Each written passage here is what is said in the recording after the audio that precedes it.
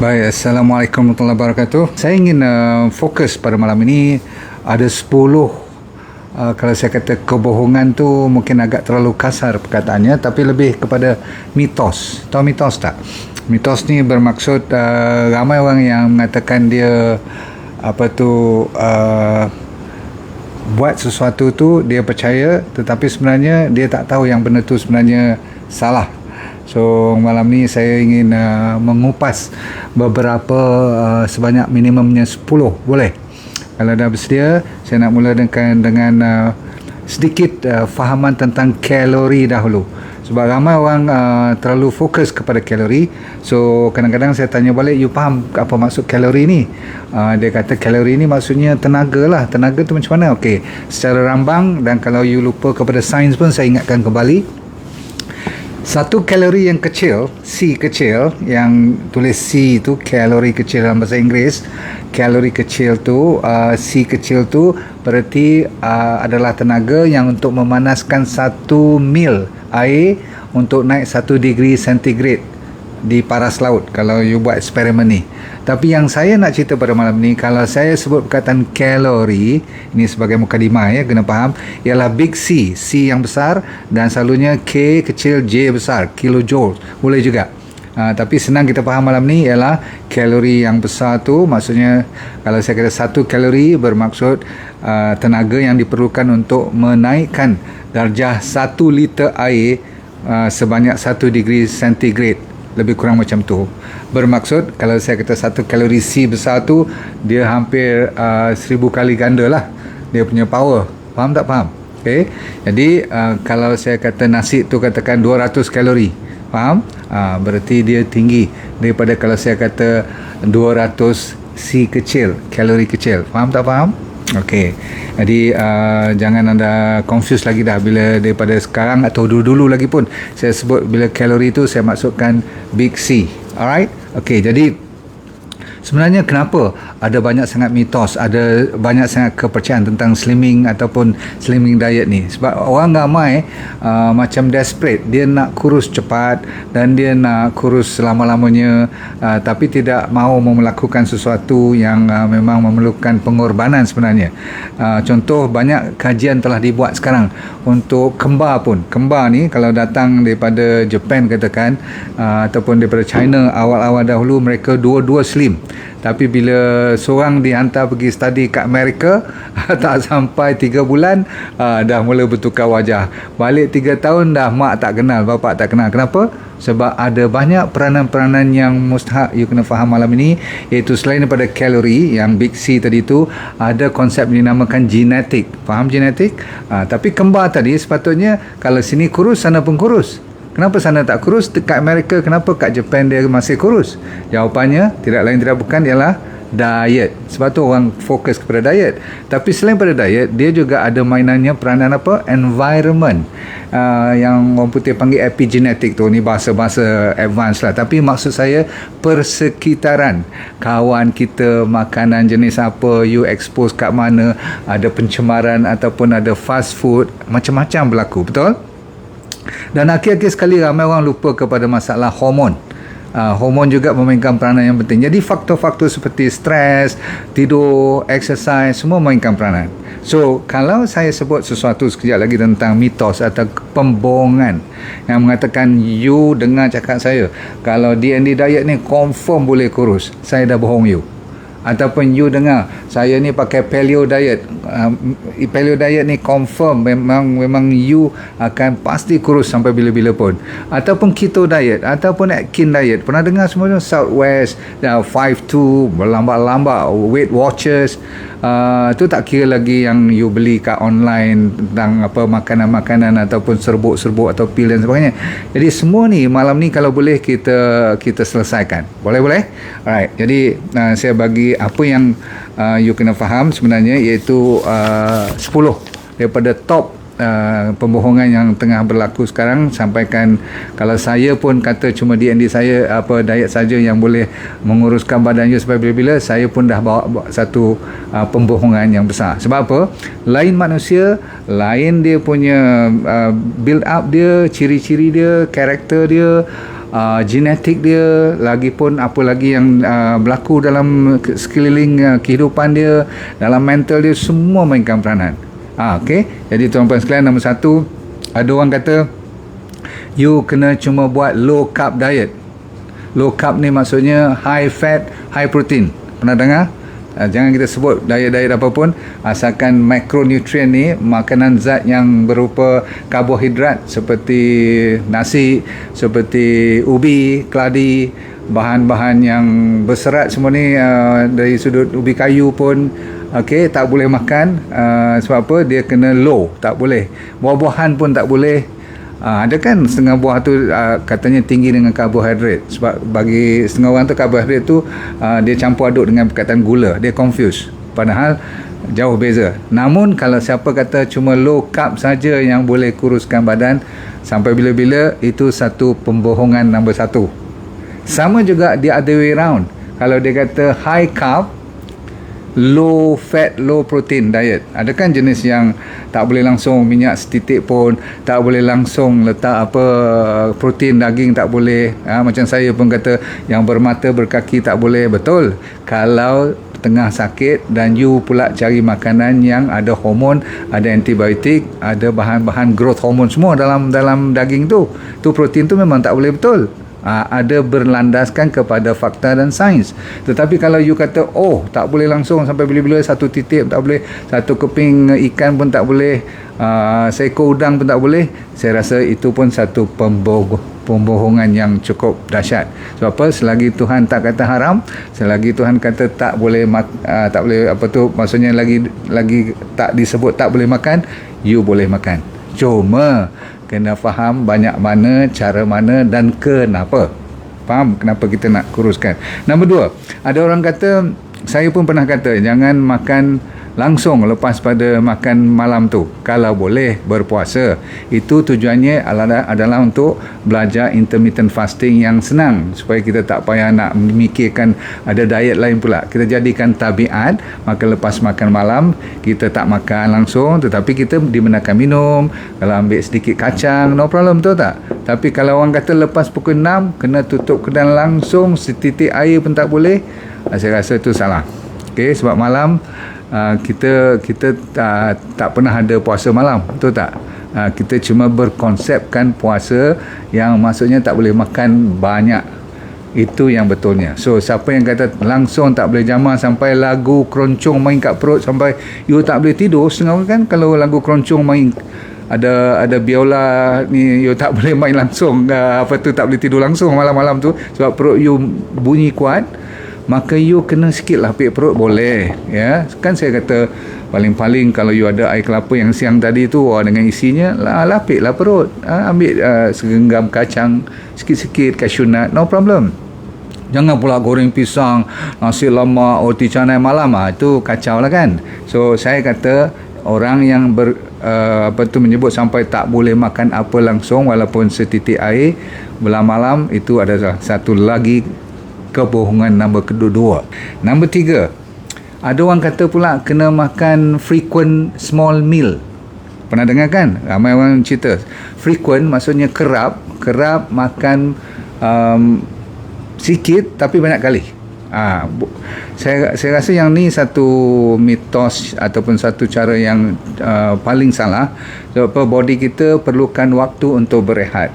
Kalaupun you cuma makan katakan 10 biji kacang antara makan besar tu, katakan berarti you dah makan.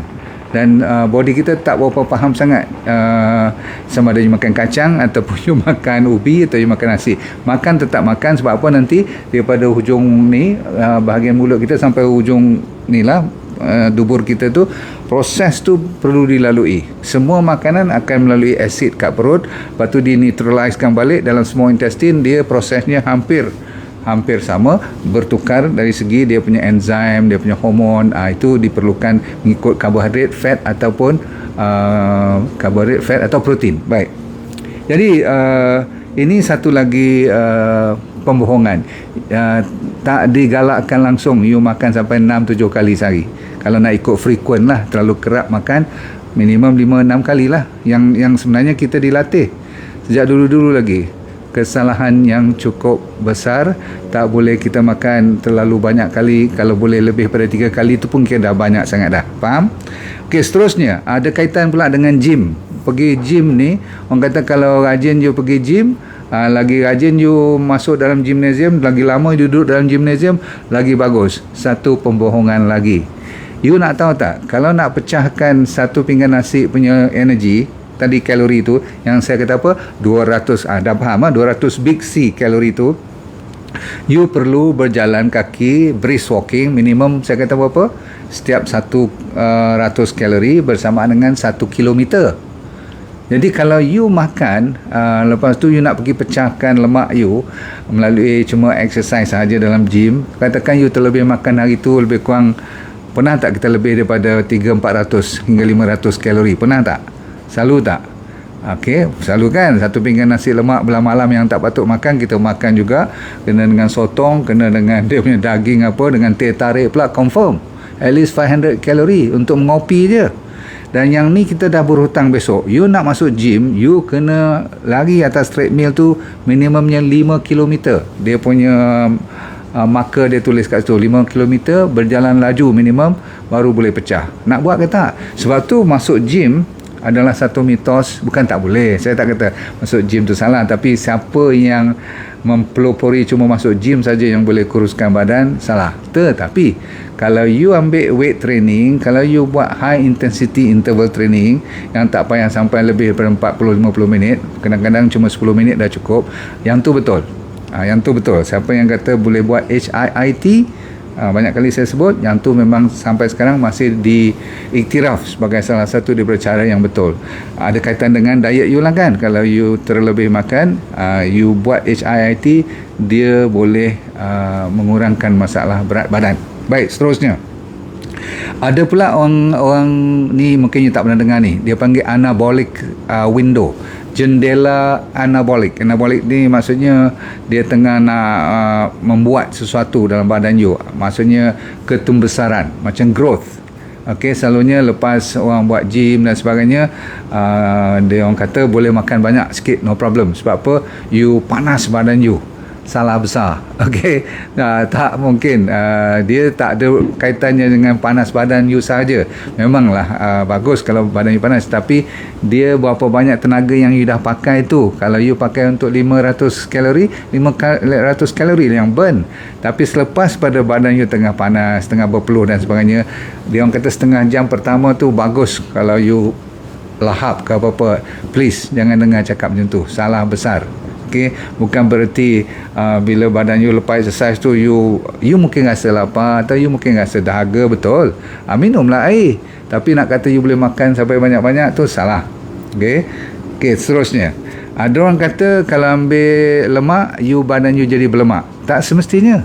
Ini banyak kajian, sebab tu orang-orang yang percaya kepada high fat diet, pernah dengar, termasuklah keto diet dan sebagainya, mereka mendapat banyak manfaat juga. Sebab apa? Bila ambil lemak yang bagus, ataupun minyak-minyak yang bagus, saya selalu pelopori minyak olive oil, minyak kelapa sawit, minyak kelapa kita sendiri, ataupun minyak sacha inchi oil, no problem. You ambil semua-semua ni, dia bagus untuk badan you. So tidak salah kalau you ambil minyak-minyak, kecuali jangan minyak yang datang daripada bijirin dan sayur-sayuran. You kena tengok dia punya sunflower, safflower, cotton seed, apa lagi, canola oil, pernah dengar tak? Sebab apa? Ratio omega 6 dia kepada omega 3 sampai lebih pada 40 kali ganda. Dia cuma benarkan paling tinggi omega 3 ke omega 6, paling-paling ialah 1 omega 3 4 kali ganda omega 6. Tapi semua minyak-minyak trans fat, minyak-minyak yang dah diproses, you tak dibenarkan. Cuma tadi statement yang kata bohong sampai semua melemak tak boleh langsung tu adalah satu kesalahan yang besar. Sebab kalau tidak, minyak kelapa tu sekarang ni orang dah gila kat overseas, negara-negara Eropah terutama sekali cukup suka kepada minyak extra virgin coconut oil. Dengar tak? EVOO, extra virgin olive oil pun dia orang suka. Kelapa sawit pun dah mula masuk balik. Kalau dulu masalah itulah potong hutan dan sebagainya kan. Tapi bagi saya, fat is not bad all the time, kecuali fat apa saja yang pilih tu kena betul. Faham tak faham? Okay. So it's not true that semua jenis lemak ataupun minyak adalah tak bagus. Itu adalah satu mitos. Okey, lagi satu. Ni nombor 7 dah. Lagi tua, you lagi senang gemuk. Maksudnya sepatutnya you lagi tua, is okay lah. You jadi fatty. Bom-bom ke apa. Ini satu mitos yang cukup saya pantang. Pasal apa? Sebenarnya lagi tua lah lagi kita kena jaga diri, betul tak? Lagi tua lah kita kena tu. Cuma dia orang kata disebabkan oleh hormon you dah bertukar, orang yang dah postmenopausal, apa lagi nak tunggu, jadi senang kita put on weight, betul? Jawapannya salah. Ramai orang yang dah menjaga dirinya dengan lebih rapi sebab dia tahu mereka lebih dah jadi warga emas, jadi nak jaga keemasan dia tu dia harus lebih berhati-hati. Tapi tak betul kalau mengatakan kalau dia lagi tua bukan dia boleh, sepatutnya dia lagi gemuk. Salah. Nombor satu, dia tak boleh lagi gemuk sebab enjin dia dah mula slow, betul, dan spare part dia pun dah mula tak ada nak ganti-ganti sangat lagi dah sebab dah enjin lama katakan. Maka salah lah kalau you membiarkan rakyat yang dah warga emas ni percaya kepada kalau tua it's okay to be gemuk. Salah besar, amat besar, bahkan kena lebih berjaga-jaga, betul? Sebab obesity diiktiraf sebagai comorbidity zaman-zaman COVID ni. Baik, nak habis lagi 3 je. No pain, no gain. Ni pun satu kesalahan besar. Dia orang kata you kena sengsara, you kena tahak badan you, jangan makan apa-apa, low calorie betul-betul, macam puasa hari-hari ataupun buat intermittent fasting tu sampai keluar lidah. Maksudnya sesuatu yang you tak boleh tahan, sesuatu yang you lebih murung kalau you ikut diet, apa diet saja pun. Saya ulang, kalau you buat sesuatu sistem atau protokol, kalau saya suruh pun, tapi you tak happy, lebih baik jangan buat. Pasal apa? Yang tak happy tu lebih membawa penyakit daripada kalau you terlebih cuma 5-6 kilogram, tak ada masalah. Faham tak faham? Setengah orang lebih pada 10-15 kilogram pun dia lebih happy daripada you, dan dia boleh lompat dan sebagainya, boleh aktif dengan anak pinak semua. Bukanlah saya kata bagus lebih daripada 10 kilogram tu, tetapi kalau you buat sesuatu diet sampaikan no pain no gain, ataupun nak kena pergi exercise sampai tak boleh buat sehari ni, sampai 3 hari tak boleh bangun, saya tak nak, dan saya tak percaya, dan kajian pun dah mengatakan it's not true. Sebab apa? Kalau sampai you terlalu over, sama ada exercise nak kuruskan badan ataupun makan sampai tak makan langsung. Sebab apa saya kata macam tu? Sebab dulu saya dah buat cerita kan, body kita ni dia ada sensitivity sensor dia. Kalau bos dia maksudnya you ni sebagai masternya, otak kita ni ada satu tempat namanya hypothalamus. Tahu hypothalamus? Yang selalu kontrol macam-macam lah. Dia macam center kat situ. Di headquarter tu mengatakan dari segi pemakanan pun dia ada banyak, dia punya dari segi perutnya saiz besar kecil, makan nak masuk tak masuk, hormon pankreas nak keluar insulin tak insulin, semua ada kaitan dengan otak you. Faham tak? Sebab dia boleh orang panggil apa, connection. Bahkan pula dengan bakteria dalam perut tu pun ada connection dengan otak kita juga. Jadi tuan-tuan sekalian, kalau you bermaksud apa tadi, kalau tak jaga betul-betul badan you akan bermasalah, terutama sekali kalau no pain no gain ni. Sebab tu otak kita tu kena dalam keadaan tenang supaya you boleh cepat orang kata apa, settle down. Yang saya kata tadi, kalau you tak happy, bila otak kita tak happy, dia mempengaruhi semua proses, berpuluh-puluh proses, termasuk you punya genetic factor pun mulalah terganggu. Faham? Okey, kita habiskan sikit je lagi, iaitu makan apa pun boleh. Masa you buat intermittent fasting kan, setengah daripada you belajar tinggi-tinggi, you pergi tengok internet, dia kata okey 16 jam puasa, lepas tu you pun ikut gila-gila, tinggal katakan lagi 6 ataupun lagi 8 jam, so 16-8 hours. Setengah orang buat 18 jam puasa, 6 jam boleh makan. Ada buat sampai 20 dia puasa 4 jam boleh makan. Lepas tu ada pula orang bagi nasihat, masa boleh makan tu, window of eating masa dibenarkan makan tu you sampai apa pun makan boleh. Salah. Tak semestinya betul. Sebab apa? Kita dah banyak kali berpuasa, bertahun-tahun kita pun puasa. Pernah tengok tak? Puasa tetap puasa, tapi bila kita buka puasa, kita makan macam lebih teruk pada bukan bulan puasa pun. Maksudnya kita balas balik makan tu macam tak pernah tengok makan. Pasal apa? Sebab dia kata masa ni tak payah puasa. Sama juga intermittent fasting, 6 jam ni boleh tibai apa pun. Tak semestinya you boleh makan apa pun. Sebab tu body tadi saya kata, masa you reduce you punya makanan, dia pun slow down engine dia. Kalau daripada 2,400 you makan setiap hari, katakan orang perempuan 2,000 kalori setiap hari, suddenly you dengar orang kata diet bagus, ambil cuma 800 kalori je. Tahu 800 kalori tak? Macam sekali makan punya konsep OMAD, 1 meal a day. Saya pun buat 1 meal a day juga, tapi masa-masa lain saya masih cover. Tengah hari masih saya cover. Saya buat 1 meal OMAD saya belah malam. Jadi saya makan malam sekali yang besar, tapi tengah hari saya makan setengah. Breakfast saya makan buah macam biasa, dan sayuran ikut D&D diet. Faham tu? Yang penting ialah saya tak boleh makan apa saja yang saya nak pada walaupun saya makan belah malam tu makanan besar, tapi saya tak boleh makan tibai semua. Faham tak faham? Sebab apa? Nanti nombor satu, bahayanya dari segi pilihan. Nombor dua pula, kalau saya pula nak kontrol sampai malam pun saya kontrol juga, sampai sikit-sikit, cuma campur-campur daripada pagi sampai malam saya kontrol cuma 800 kalori atau 1,000 lah, setengah daripada yang you makan hari-hari. Body you akan tukar engine dia, turun macam you makan setengah juga. Faham tak faham? Jadi you hidup mencukupi dengan 1,000 kalori. Dulu 2,000 kalori baru badan you steady. Sekarang 1,000 kalori. Mula-mula kurus, tapi lepas tu dia tak mau kurus lagi dah. Kenapa? Sebab body tu dah tukar. Dia pun hidup dalam 1,000 kalori. Dia kata, oh my master nak hidup dengan 1,000 kalori, so okey lah, I hidup dengan 1,000 kalori. Jadi cukup. Bila cukup, dia tak turunlah berat badan. Bahkan kadang-kadang terlebih 200 kalori je. Berarti you makan cuma 1,200 kalori. Padahal 1,200 kalori bagi kebiasaan you adalah tidak mencukupi. Tapi sekarang kenapa mencukupi? Sebab body you dah tukar engine dia pergi ke 1,000 kalori. Faham? Maka 200 kalori yang terekstra, cuma 2 biji apple ke ataupun campur mungkin 1 ketul ubi kayu je, dah you naik berat badan you. Faham tak faham? So jangan ikut 10-10 yang saya cerita tadi ni. Ada sikit lagi, ada orang kata sampai tak boleh makan benda yang gluten langsung. Kalau selama ni you tak ada alergi pada gluten, tak payah nak pergi beli cari setiap hari nak cari yang gluten free.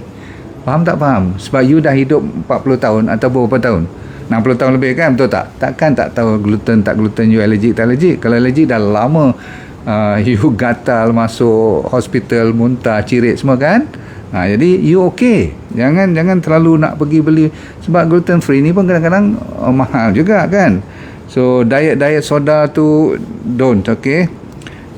Dan kalau you lapar, jangan sampai you tak sekurang-kurangnya lapik sedikit perut you. Jangan sampai, saya kata apa, sampai keroncong, sampai terkeluar liuk. No, you dibenarkan minum. Kalau you teringin pada kopi, jangankan asal tak ada gula, tak ada susu. Dan kalau you tengah sakit, saya kata apa, jangan tempuh benda yang bermata dan berkaki sementara you sakit. Dan saya dalam D&D diet pun membenarkan you ada dipanggil treat day. Dengar tak? Saya dah tak guna perkataan cheat day lagi dah. So boleh tak you pun recommend pada kawan you jangan guna perkataan cheat day. Sebab cheat day ni rasa macam kita berdosa pula. Hari yang kita nak makan sikit ikan, nak ambil balik B12. Sebab kan kalau D&D diet sampai bertahun-tahun you tak ambil langsung ni lah, katakan tak tempur langsung daging atau apa, nutritional yeast pun you tak ambil, jadi B12 you tak cukup. Jadi tak salah lah kalau 2 kali seminggu kan saya kata ambil, no problem, supaya you boleh balance balik you punya diet you. Baiklah tuan-tuan sekalian, saya dah habis pada malam ni. Yang penting siapa yang nak kuruskan badan, kalau nak ikut saya punya style, ikut balik yang saya kata water fasting, ya. Saya dah kata DND diet pun boleh. Ramai orang yang banyak makan style DND diet ni, dia berasaskan kepada apa? Whole food, plant based. Boleh ke kacang, boleh lentils, boleh ambil ubi, no problem at all. Okay, dan kita belajar puasa Isnin, Khamis, water therapy, alhamdulillah. Cuma saya tak kata saya punya sahaja yang akan menjayakan program slimming diet itu. Cuma kita tak nak ada pembohongan apa-apa. Ujung-ujungnya jangan terlalu fokus cuma kepada kalori sahaja. Yang penting ialah kualiti makanan yang you pilih tu. Kalau you tengok semua diet di dunia yang berjaya, apa nama pun, dia mesti asasnya mesti ada whole plant, orang panggil apa, whole food plant based. Dia mesti ada sayur, dia mesti ada buah-buahan. Kalau dia tolak langsung buah-buahan dan sayur-sayuran ni, you jangan ikut lah. Sebab tu paleo diet ataupun carnivore diet, pernah dengar tak? Cuma daging je boleh makan. Saya rasa kalau you ikut tu, memang you akan dapat nampak badan you kurus, tapi jarak jauh you akan bermasalah besar. Ya, so gunakan pemikiran yang waras, ambil ilmu-ilmu yang bersesuaian dan masuk akal. Dan yang ujung-ujung sekali ialah, saya betul-betul nak you dengar ni, diet yang you boleh tahan lama ikut. Saya ulang, diet yang bukan yo-yo. Tahu yo-yo tak? Sekejap buat, sekejap tak buat. Lebih baik you cari yang berhasil, membawa kesan yang you suka, dan you ukur pun boleh nampak betul fakta dia, bukan pakai rasa-rasa je. Maka you ikut yang itulah yang terbaik, ya. Tapi jangan pula sampai kalau kuruskan badan sebabkan you makan benda yang tak elok, tapi kuruskan badan juga. Bila you pergi check blood report ataupun lab report, semua dah naik, liver dah problem sebab you makan serbuk-serbuk ubat-ubat yang memang kurus, tapi liver you rosak. Lepas tu kidney pula rosak. Saya tak nak. Okay? Dan saya tak mau you ikut pun. Biarlah obes sikit pun tak apalah. Obes sikit maksudnya lebih sikit. BMI you katakan 28 ke 30 pun tak apa lagi. Jangan atas pada BMI 35 cukuplah. Itu memang bahaya. Sentiasa kita mendoakan semoga kita bersama kita dan juga kawan-kawan kita tolong tekan like, share and love. Kalau boleh subscribe sekali. Sebab apa? Kita nak mendoakan lebih ramai. Semoga dapat dunianya bahagia, akhirat kita pun syurga. Dan kita sentiasa nak share mantra kita, iaitu let go all the time, supaya kita tenang dan kita happy all the time. Assalamualaikum warahmatullahi wabarakatuh. Bye.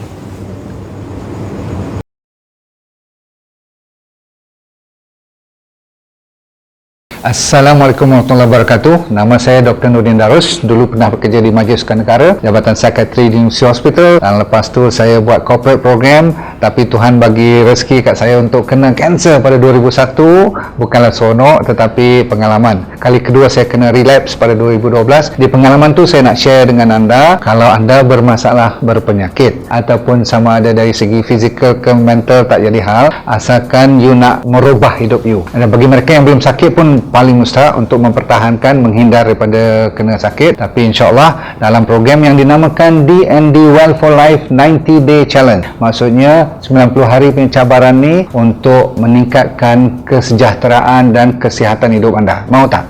Okey, apa yang dia akan dapat dalam program tu, nanti kita akan ajar teknik-teknik macam mana nak menyelesaikan masalah penyakit dulu secara alami. Kita fokus kepada penyakit yang serius dulu, kanser lah, diabetes, high blood pressure, kolesterol, jantung, autoimmune terutama sekali, arthritis, gout, masalah hormon dan sebagainya. Yang penting ialah kalau anda bermasalah emosi pun boleh kita tolong bantu. Yang penting sekali ialah teknik tu. Kita kena bagi kat you dalam masa 90 hari ni, seminggu demi seminggu, saya semacam coach you, iaitu teknik macam 7 day living, teknik 7 prinsip macam mana orang boleh sihat walafiat sepanjang hayat. Kita kena belajar. Orang Okinawa daripada Jepun, apa yang dimaksudkan dengan ikigai, saya akan ajar juga macam mana nak cari hala tujuan hidup. Ramai orang stres sangat sekarang ni, dan kita sediakan doktor-doktor juga untuk bersama bantu you supaya kita semua boleh sama membantu menjadi sihat walafiat, merubah daripada sekarang kepada benda-benda ataupun ilmu yang baru untuk menyihatkan body secara mental dan fizikal. Okey,